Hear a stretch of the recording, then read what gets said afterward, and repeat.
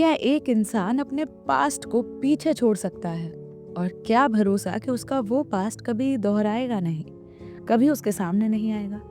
पर क्या हो जब आपका पास्ट आपके सामने हो पर आप समझ नहीं पाओ? वेल, थोड़े से कंफ्यूज हो गए ना? आज तुम्हें एक ऐसी कहानी सुनाती हूँ जो थोड़ी अलग है, बट डेफिनेटली तुम्हें सुनकर मजा जरूर आएगा। So hi guys, this is your host cum दोस्त Khushi and I am back with another love story. And अपने कानों में ईयरप्लग्स लगा लो, दुनिया से थोड़े से दूर हो जाओ, सुनाती हूँ तुम्हें ये वाली कहानी। बाय द वे, थोड़ी सी बात करनी थी पर चलो एंड में करते हैं। तो अपने कानों में ईयरप्लग्स लगा लिए ना? तो हमारे लिसनर्स ने मुझे ये नेम्स दिए थे, स्नेहा एंड सत्यम। तो हमारी कहानी का किरदार ये नहीं है। ओके सॉरी, माइट भी ये किरदार है। चलो जोक्स अपार्ट, तो कहानी शुरू करती हूँ अब मैं। हर रात की तरह इस रात भी स्नेहा को वही सपना आता है। वही सपना जिसमें एक मूर्ति थी, एक आग जैसा कोई रिचुअल हो रहा था और कुछ लोग उसके आसपास थे। वो एक घेरे में खड़ी थी और आग उसके चारों तरफ थी। पर ये सब उसे क्यों दिखता था? ढोल नगाड़ों की आवाज, लोग कुछ मंत्र जाप कर रहे होते थे और हमेशा इस सपने में जैसे ही कुछ होने वाला होता, स्नेहा की आंख खुल जाती। स्नेहा को नहीं पता था कि आखिर ये हो क्यों रहा है मेरे साथ। कोई तो रीजन होगा इसका, पर उसे कुछ समझ नहीं आ रहा था। स्नेहा की रूममेट उसे कहती है, फिर से जाग गई? फिर से वही सपना देखा तूने? हाँ यार, पता नहीं। स्नेहा अपने माथे पर से पसीना हटाती है और कहती है, पता नहीं यार, हर रात ये सेम सपना क्यों आ रहा है मुझे। डॉक्टर को भी दिखाया, उसे भी समझ नहीं आ रहा कि क्या रीजन है इसका। और ये अभी क्यों आने लगा है? क्या बदला है कुछ टाइम में? मुझे समझ ही नहीं आता है। मैंने हर तरह से सोच लिया भाई, कोई तो रीजन होगा इस सपने के आने का। पिछले 1 महीने से पक गई हूँ मैं। तो उसकी दोस्त कहती है, यार कुछ तो हुआ होगा ना, कुछ तो चेंज हुआ होगा, तूने कुछ पढ़ा होगा, तूने कुछ देखा होगा, कोई तो रीजन होगा यार। बेवजह ये चीज 1 महीने पहले ही क्यों शुरू होगी? बचपन से आती अगर आती तो यानी कि कोई रीजन होगा। ढूंढ सोच, 1 महीने में क्या हुआ है? यार मुझे नहीं पता यार, कुछ भी हुआ हो, मैं क्यों इरिटेट हो रही हूँ इससे? कुछ तो हो। डॉक्टरों की दवाइयां तक काम नहीं कर रही, नींद की गोलियां लेके सोती हूँ तब भी ये सपना आता है और तब जाग जाती हूँ। आई डोंट नो व्हाई, ऐसा लग रहा है जैसे कोई सजा दे रहा है मुझे। भाई I am so done with this thing. और वो मूर्ति, अरे इतनी गूगल पे सर्च कर ली भाई, गूगल पे हर चीज का जवाब है, तो ये मूर्ति का क्यों नहीं है? क्या है इस मूर्ति का रीजन? तो उसकी दोस्त कहती है, अच्छा स्नेहा, एक काम करना, तू बहुत अच्छी स्केच बनाती है ना, एक काम कर, वो वाली मूर्ति जो तू सपने में देखती है उसका एक स्केच बना। और एक साइट होती है रेडिट करके, वहाँ पे हम लोगों से सवाल पूछ सकते हैं। तो अगर बाई चांस किसी ने गलती से वो मूर्ति देखी होगी तो हु नोज, तुझे शायद पता चल जाए कि क्या क्या रीजन है इसका। स्नेहा को भी ये बात सही लगती है कि ऐसे भी कोई साइट है वैसे। हाँ यार, है रेडिट नाम की। तू एक काम करना, जल्दी से तू उसका स्केच बना, उधर डाल दे। बाई चांस ही, हमें क्या पता, बट हो सकता है कुछ हेल्प हो जाए। तो स्नेहा यही करती है, वो उस मूर्ति का एक स्केच बनाती है और रेडिट पर डाल देती है, इस उम्मीद से कि कोई तो कहीं से तो आएगा और बताएगा कि हाँ, मैंने ये मूर्ति देखी है। पर दिन गुजरे, हफ्ते गुजरे, पर कोई लक नहीं। कोई भी उस मूर्ति को नहीं जानता था। एक रात फिर से जब वापस से स्नेहा इसी सपने के साथ जागती है तो इस बार वो बहुत इरिटेटेड थी। यार क्यों दिख रही हो तुम मुझे मूर्ति? क्या किया है भाई मैंने? क्या बिगाड़ा है तुम्हारा? आई डोंट नो क्यों, क्या रीजन है इसका? अरे जो भी है, at least give me a sign. और तभी उसके फोन पर एक मैसेज आता है। ये मैसेज की टोन देखते ही वो अपना फोन उठाती और देखती है कि सुबह के 3 बजे थे और किसी रेडिट यूजर ने कहा था कि हाँ, मैंने ये मूर्ति देखी है। फाइनली स्नेहा के पास शायद अब एक रास्ता था। तो उसने पूछा उससे कि ये मूर्ति कहाँ की है? Can you please tell me? I have been seeing this dreams and everything, so if you can help me out. Sneha उस आदमी से थोड़ी बातें करती है और तब वो उसे बताता है कि कुछ वक्त पहले वो और उसके दोस्त एक ट्राइब गांव में गए थे, जहाँ जाने पर लोगों ने उसे भगा दिया और उसके दोस्तों को भी। पर एक आदमी ने उनकी हेल्प कर दी। उन्हें वो गांव घूमना था और एक आदमी ने पैसे लेकर उन्हें रात में चुपचाप से वो गांव घुमा दिया। पता नहीं इतना मिस्टीरियस क्या था, पर कुछ तो था। इसीलिए शायद वो आदमी तुम्हें भी घुमा दे। और वहीं घूमते हुए मैंने ये मूर्ति देखी थी। शायद उनकी कोई देवी है ये, पता नहीं। तो या मैंने देखी है ये मूर्ति। तो स्नेहा ने कहा, प्लीज़ अगर आप मुझे उस गाँव का या उस आदमी का उसके बारे में कुछ बता दें तो बहुत हेल्प होगी, प्लीज़। तो उन्होंने बताया कि ठीक है, पूरा एड्रेस दे दिया उस गाँव का, क्योंकि अगर किसी की हेल्प हो जाए तो क्या ही हर्ज है। स्नेहा के पास एटलीस्ट अब एक तरीका था, हालाँकि वो जगह बहुत दूर थी उसके घर से, कहाँ वो दिल्ली की रहने वाली और कहाँ उसे उस ट्राइब गाँव में जाना था, जो कि हज़ारों किलोमीटर दूर था उसके घर से। बट उसने सोचा कि ठीक है, जाएँगे, क्योंकि उसे अपने सवालों के जवाब तो चाहिए थे। इसी सब उधेड़-बुन में वो अपनी दोस्त को बाय बोलती है, अपना बैग पैक करती है और एक ट्रेन टिकट बुक करती है। फाइनली स्टेशन पे जाती है और अपनी ट्रेन में बैठ जाती है। वहाँ बैठने के बाद वो यही सोच रही होती है कि क्या होगा रीज़न? क्या वहाँ जाकर उसे कुछ पता चलेगा या नहीं पता चलेगा? या क्या होगा? और ये मूर्ति अचानक उसे क्यों दिखने लगी? और वो भी एक ऐसे ट्राइब गाँव के जहाँ लोगों का जाना भी अलाउड तक नहीं था। I mean what are the odds? और क्यों? बट इन सब सवालों में वो इतना उलझ गई कि कब उसके सामने कोई आकर बैठ गया उसे पता भी नहीं चला। पर फिर जब उसकी निगाह उसकी तरफ गई और ट्रेन चलने लगी, तो उसने देखा कि कितना खूबसूरत था वो। नीली आंखें और इतना ऐसी आंखें जिनमें मानो स्नेहा बस देखती रह गई। सामने से उसने कहा, आप हमें ऐसे क्यों देख रही हैं? Sorry sorry, I mean your eyes they are actually very pretty, I think. शुक्रिया। कई लोग कहते हैं इस बात को, पर हमें तो हमारी आंखें ऐसे ही लगती हैं जैसे और सबकी हैं। आपकी आंखें भी सुंदर हैं, सबकी आंखें सुंदर होती हैं। नहीं, तुम्हारी आंखें बहुत अलग हैं। लगता नहीं है जैसे होती है ना वो आंखें जिनमें लोग डूब जाते हैं। कुछ कुछ वैसी आंखें हैं तुम्हारी। तो वो भी हंस जाता है। Hi, I am Sneha by the way. हम सत्यम हैं। अच्छा सत्यम, नाइस। वैसे कहाँ जा रहे हो तुम? मैं तो एक गांव जा रही हूँ, तुम बताओ। हम भी हमारे गांव जा रहे हैं, वहाँ पर कुछ काम है हमें। अच्छा, नाइस नाइस। तो तुम कितनी देर का सफ़र है तुम्हारा? तो उन्हें पता चला कि उनका ऑलमोस्ट बराबर टाइप का सफ़र था। और ये सुनकर स्नेहा बहुत खुश होती है कि चलो फाइनली कोई हमराही मिल गया जिसके साथ वह बात कर सकती थी। और फिर स्नेहा बताती है अपने बारे में उसे कुछ। यार वैसे बैठे बैठे बोर हो जाएंगे, फ़ोन मुझे चलाना नहीं है। तुम्हारी इंस्टा आईडी क्या है वैसे? तो सत्यम ने कहा, इंस्टा आईडी नहीं है हमारी, हम फ़ोन वोन कम चलाते हैं। क्या? तुम इंस्टा नहीं चलाते हो? यार वाह वाह, तब के ज़माने के हो क्या यार? आज के ज़माने में कौन है? ऐसे सही बात है, अगर तुम इंस्टा चलाते ना तो सच में वायरल हो जाते। तभी मैं सोचूं। सत्यम कहता है, आप क्या कह रही हैं? मुझे थोड़ा कम समझ आ रहा है, पर मैं थोड़ा कम ही रखता हूँ ये इंस्टा विंस्टा। दोस्त चलाते हैं हमारे कुछ, पर हमें इस सब में कुछ खास नहीं पड़ना है। अच्छा, बाय द वे, क्या तुम हिंदी में डिग्री ले रहे हो क्या? नहीं नहीं नहीं, तुम्हें देख के लगता है संस्कृत में डिग्री ले रहे होगे। आपको कैसे पता? तुम सच में संस्कृत की डिग्री ले रहे हो? ओह गॉड, रैंडम गेस था यार तुम्हें देखकर, बट वाह, like what are the odds? I mean वाह यार। आप हंस क्यों रही हैं? संस्कृत में तो हम हमारी संस्कृति को बढ़ावा ही देंगे। नहीं नहीं, सॉरी, मेरा हंसने का मतलब वो नहीं था, बस तुम्हें देखकर लगा, और जब मैंने अपना गैस सही प्रूफ कर दिया तो लगा कि वाह यार। तो बस हाँ, वैसे डोंट वरी, हाँ तुम गुस्सा मत होना।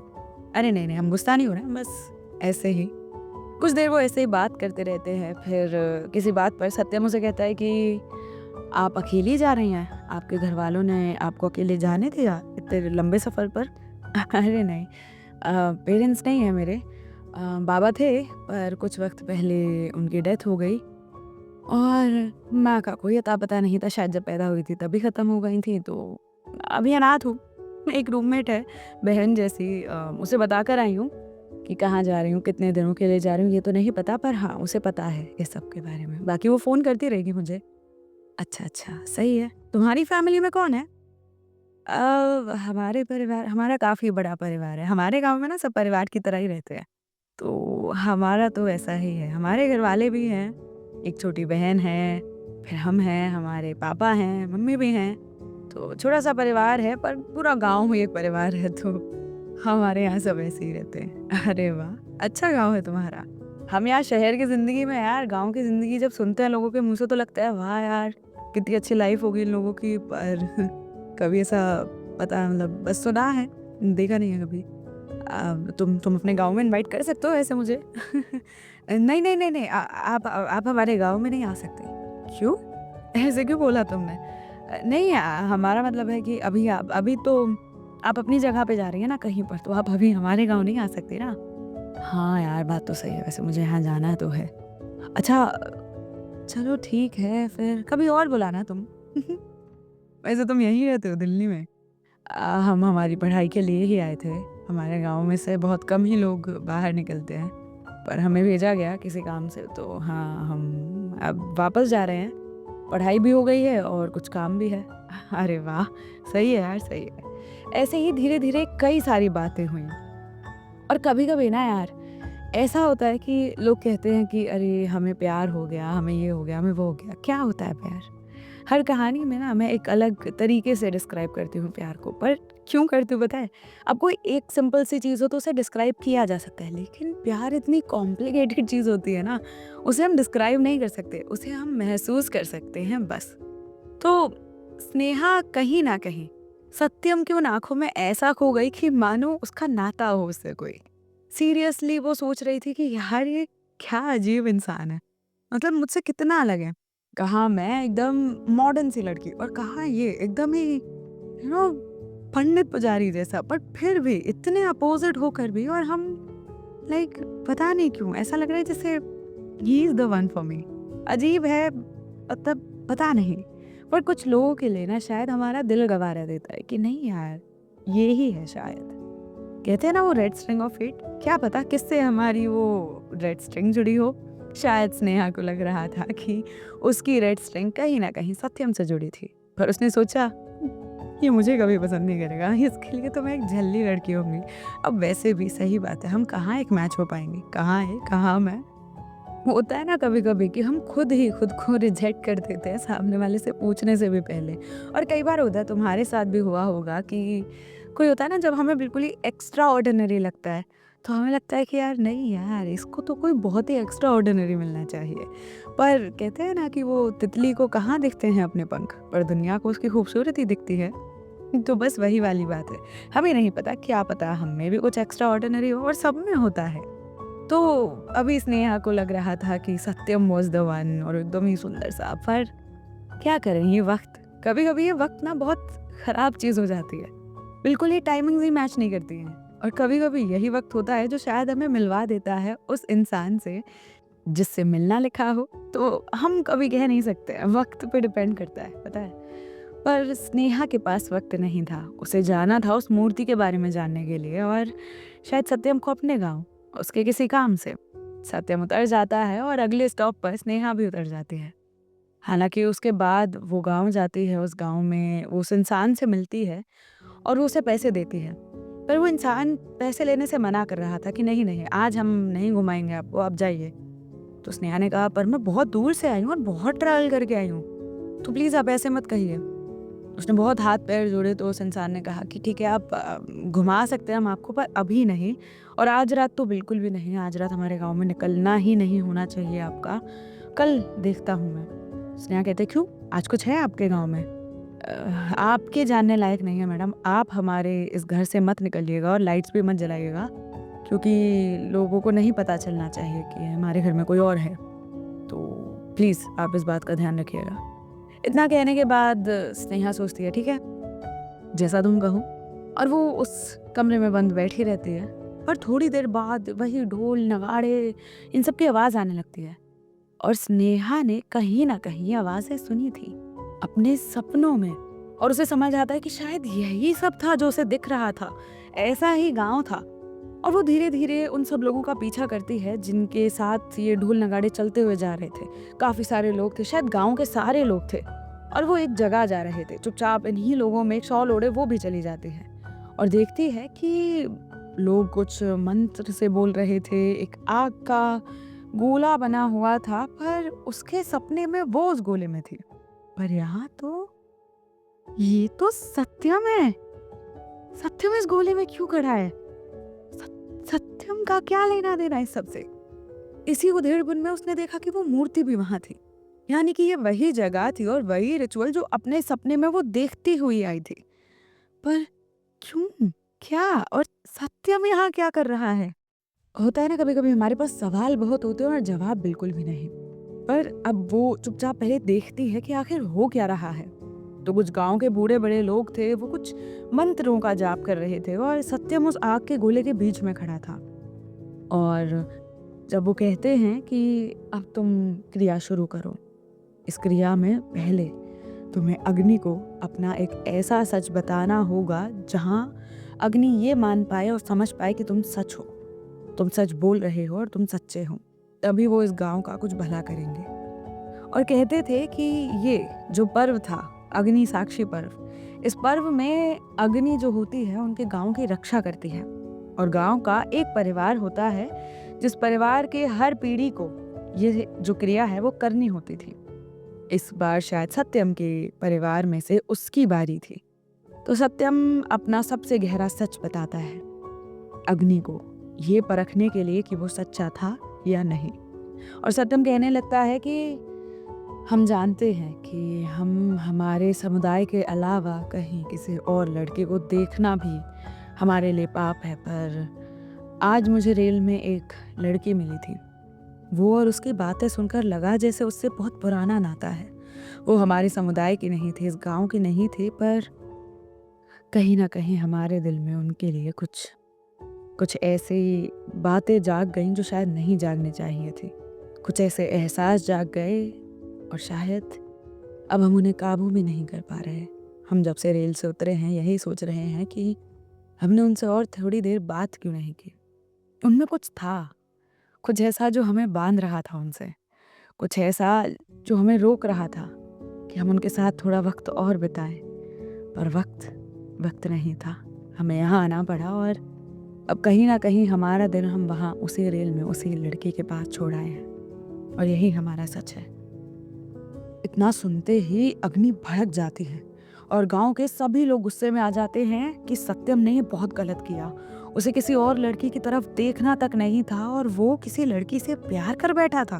भले ही उसका सच था, पर अग्नि भड़क चुकी थी और कोई भी सत्यम की हेल्प नहीं कर रहा था।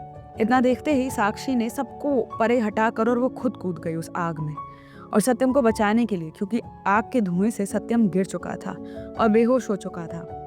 उसको जगाने के लिए वहां बार बार स्नेहा उसके गालों पर थप्पड़ मार रही थी। जागो सत्यम, जागो। तुम यहाँ कर क्या रहे हो? ये सपना मुझे क्यों आता है? क्या हो क्या रहा है? प्लीज जागो, ये लोग तुम्हारी हेल्प क्यों नहीं कर रहे हैं? और थोड़ी देर में ही अग्नि वापस शांत हो जाती है।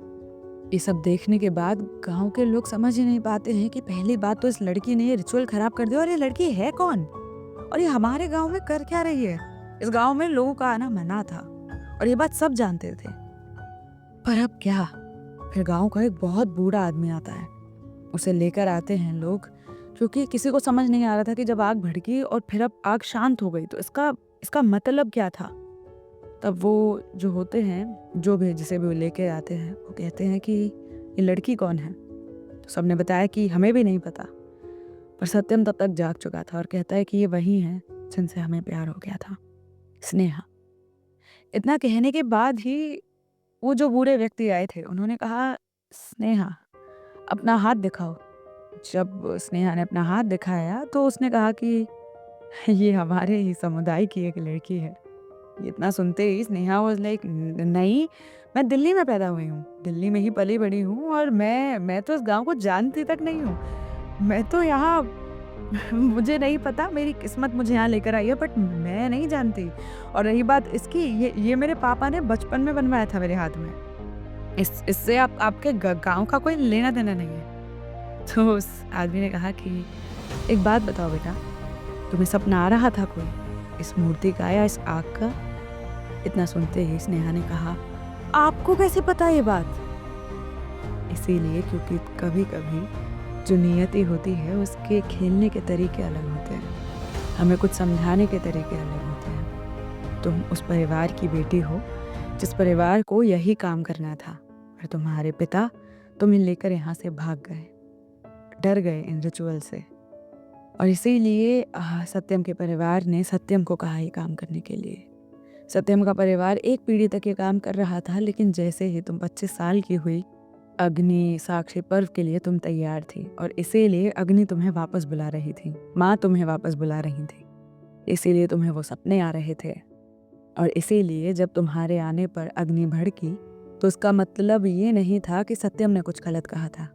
इसका मतलब सिर्फ इतना था कि सत्यम ने जब उस तुम्हारे बारे में बताया तो अग्नि को समझ आ गया कि तुम यहीं थे।